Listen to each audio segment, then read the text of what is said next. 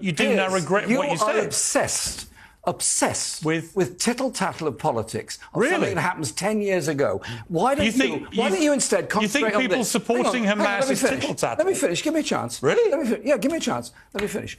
How do you think people in Palestine feel under occupation? How do you think it's like, what it's like growing I know how they feel. Growing up with a soldier outside your house? I think. How do you feel? How would you feel can I if answer? your land was being taken Can I and answer? settlement put in? How would you feel if your children were being bombed in a hospital? Can I answer? Yeah, please. OK. I had a Palestinian doctor on here a few days ago who'd lost over 30 members of his family. Yeah. Right? He grew up on the Jabili refugee camp. Yeah. His parents were displaced in 1948 and they ended up in the refugee camp where he then lost 3 of his daughters were killed in an Israeli strike on a home he had finally got for himself. He then emigrated and has now been nominated for the Nobel Peace Prize. He was in tears at this desk in that seat. So I don't need to be told. I've said that the way that Israel is able even today to turn the tap on of water and energy and fuel into Gaza is wrong.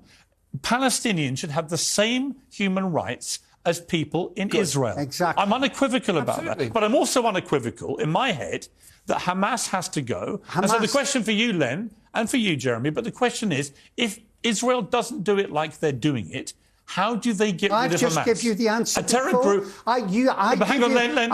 No, Piers. I give you the answer before. And I'm going to ask you a question. Okay.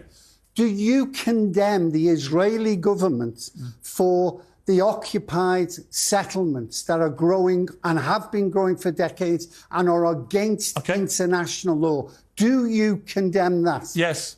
Fine. Then the best way to get rid of any extremism that exists in nations and groups is to comply with international law and make certain that Palestine is given a viable... And I'll finish with this question. Go on. If we all believe in a two-state solution, why doesn't our government recognise the state of Palestine? Why did they only recognise the state of Israel? I think you can only have a two-state... It's hypocrisy at its highest level.